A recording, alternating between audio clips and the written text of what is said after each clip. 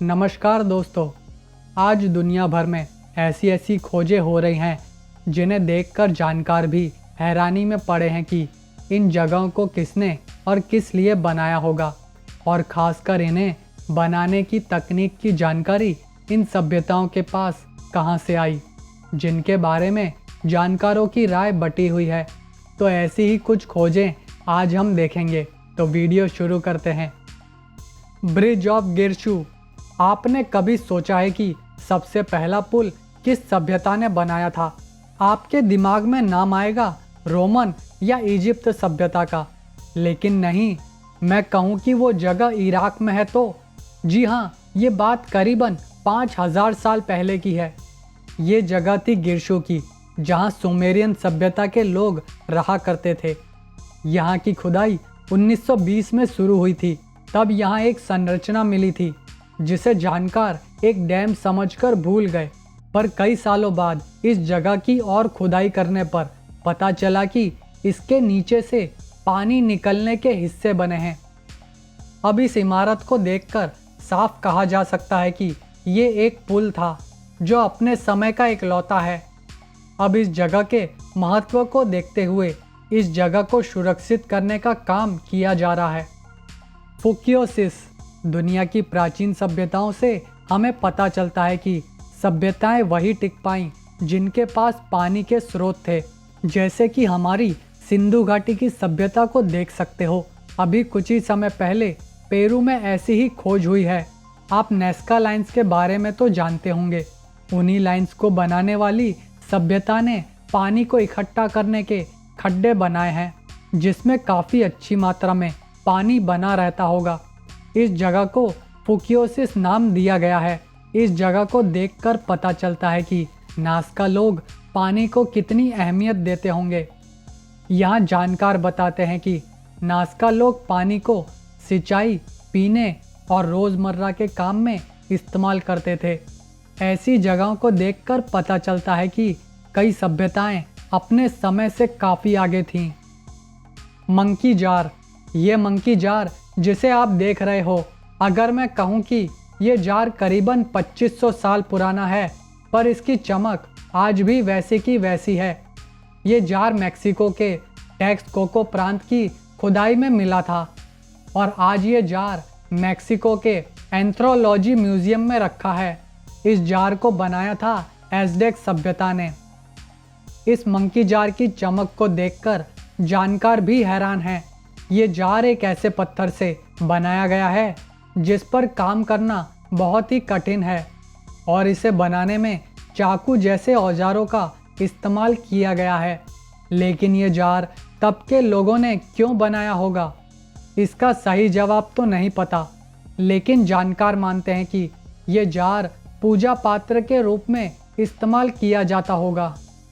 Serpent mount.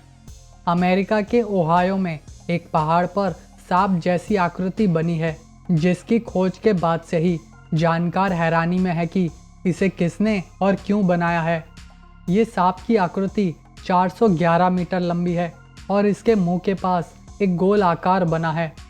जानकारों का मानना था कि इसे यहाँ करीबन 3000 साल पहले रहने वाली आदिवासी सभ्यता के लोगों ने बनाया था, पर जब इस जगह के चारकोल की जांच की तो पता चला कि यह आकृति करीबन 1000 साल पुरानी है, पर आदिवासी सभ्यता करीबन 2000 साल पहले ही ख़त्म हो चुकी थी। तो इसे 1000 साल पहले किसने बनाया? Wheel of God's. सीरिया के पास गोलान में एक ऐसी प्राचीन जगह मिली है जिसने सबको हैरान कर दिया है, क्योंकि जानकारों के हिसाब से ये जगह गीज़ा के पिरामिड से भी पुरानी है। यहाँ पर गोल आकार में बनी दीवारों के हिस्से मिले हैं, जिनके अब हल्के निशान ही बचे हैं। ये जगह जब पूरी बनी हुई थी तब ये दीवारें करीबन 8 से 15 फीट ऊंची होंगी। यहाँ आश्चर्य की बात यह है कि इस जगह को करीबन 5000 साल पहले बनाया गया है, पर इसे किस सभ्यता ने और किस काम के लिए बनाया था, जिस पर जानकारों की राय है कि इस जगह को पूजा स्थान के रूप में उपयोग किया जाता होगा। पर जानकारों की दूसरी थियरी है कि ये कोई स्टार कैलेंडर या फिर तारों की स्थिति बताता होगा। जानकार बताते हैं कि इन गोल दीवारों के बीच में किसी को दफनाया गया था, जिसे बाद में लूट लिया गया। ऐसी जगहों को देखकर पता चलता है कि हम अपनी प्राचीन सभ्यताओं के बारे में कितना कम जानते हैं। दफन फाइटर प्लेन्स। जब हम पुरातात्विक चीज़ों की बातें करते हैं तो हम सुनते हैं कि ये चीज़ 100 साल, 500 साल या 1000 साल पुरानी है। अगर मैं कहूँ कि 2003 में दफन चीज़ भी दिलचस्प हो सकती है। ऐसा ही कुछ हुआ इराक के रेगिस्तान में। 2003 में जब अमेरिका ने इराक पर हमला किया, तब अमेरिकी सैनिक बगदाद के रेगिस्तान में छुपे हथियारों को खोज रहे थे कि तभी उन्हें रेगिस्तान में दफन फाइटर प्लेन्स मिले, जिन्हें देखकर अमेरिकी सैनिक चौंक गए।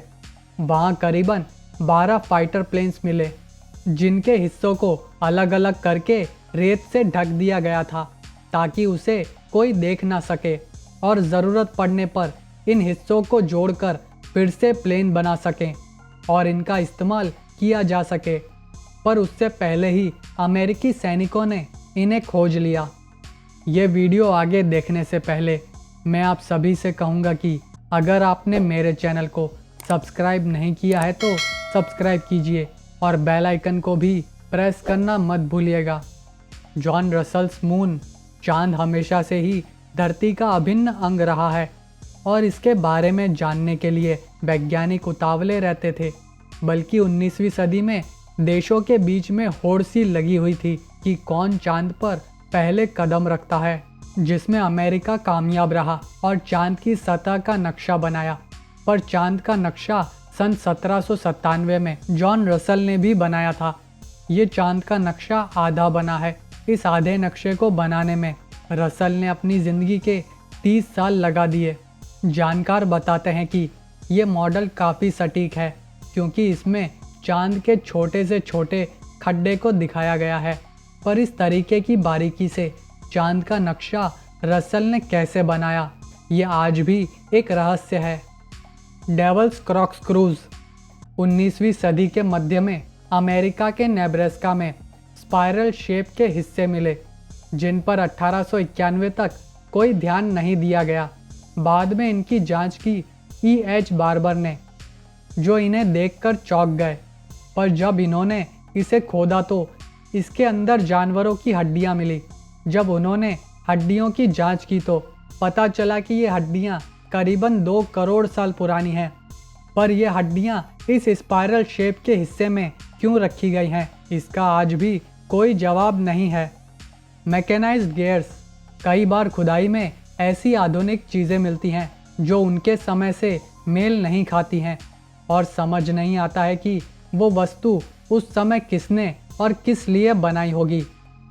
ऐसा ही कुछ हुआ 2013 में रूस के कमचाटका पेनिनसुला में। इस वस्तु में छोटे छोटे गियर जैसी चीज़ें दिख रही हैं। जब इसकी जांच की गई तो पता चला कि ये वस्तु करीबन 4 करोड़ साल पुरानी है। जानकारों के हिसाब से उन्होंने ऐसा पहले कुछ नहीं देखा है। इसको बारीकी से देखने पर इनमें दांत जैसी संरचना दिखती है जो जुड़कर एक मशीन बनती होगी।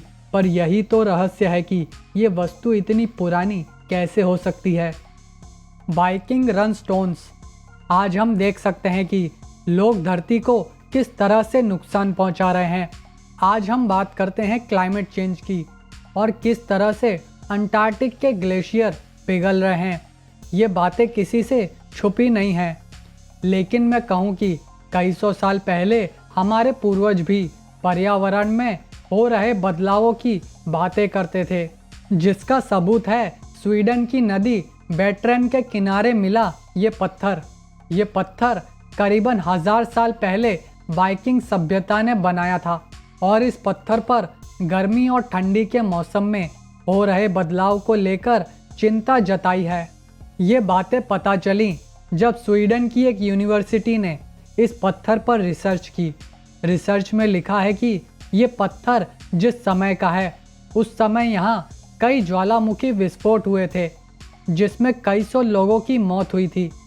तब इन लोगों ने प्रकृति के बारे में सोचना शुरू किया, जिसके बारे में इस पत्थर पर लिखा है। इस पत्थर पर एक अलग भाषा में भी कुछ लिखा है जिसे आज तक कोई नहीं समझ पाया है। तो ये था आज का वीडियो। अगर आपके पास भी कोई सुझाव है तो कमेंट करके ज़रूर बताइएगा। तो जाने से पहले मेरे चैनल को सब्सक्राइब करें और मेरे वीडियोस को लाइक और शेयर करना मत भूलिएगा। धन्यवाद।